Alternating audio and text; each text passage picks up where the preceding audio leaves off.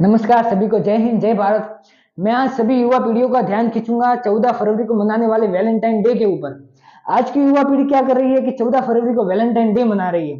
वो भूल चुकी है कि आज से 5 साल पहले 14 फरवरी 2019 को भारत के जम्मू कश्मीर में पुलवामा का हमला हुआ था, जिसमें हमारे देश ने 40 जवान खोए थे, यानी 40 जवानों को शहादत मिली थी। अर्थात हमारे देश के 14 रत्न हमसे छीन गए थे।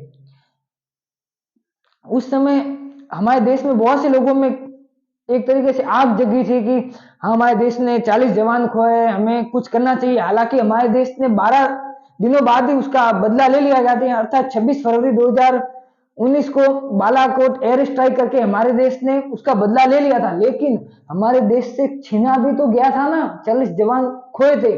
उस दिन को हम ब्लैक डे के रूप में मनाते हैं, लेकिन उस ब्लैक डे को लोग भूल के क्या कर रहे हैं, 14 फरवरी को वैलेंटाइन डे मना रहे हैं। वैलेंटाइन डे मनाओ, लेकिन उसको परिवार की खुशी के लिए मनाओ।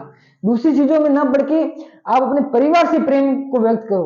परिवार से प्रेम किया जा सकता है तो उसी तरह अपने देश से भी प्रेम किया जा सकता है। और अपने देश से प्रेम करने का मतलब है अपने जवानों से प्रेम करना। और हमारे देश ने उस समय जवान खोए थे, 40 जवान, यानी 40 रत्न खोए थे। तो 40 रत्नों के उपलक्ष्य में हम एक दिन क्या ब्लैक डे नहीं मना सकते? एक दिन हम शोक व्यक्त नहीं कर सकते?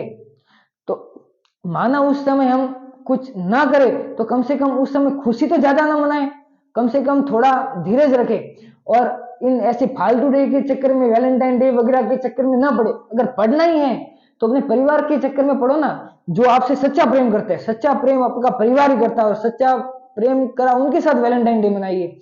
या वैलेंटाइन डे मनाना है तो अपने देश की फौजियों के साथ मनाओ।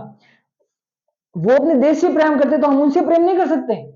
तो मनाना है तो उनसे मनाइए, ठीक है। तो आप ये वैलेंटाइन डे के चक्कर में ना पड़े, और उस चीज को याद कीजिए जब 14 फरवरी 2019 को हमारे देश ने 40 जवान खोए थे, ठीक है। तो आपसे यही गुजारिश है कि इस 14 फरवरी को ब्लैक डे मनाएं, ना कि वैलेंटाइन डे मनाएं। ठीक है, जय हिंद जय भारत।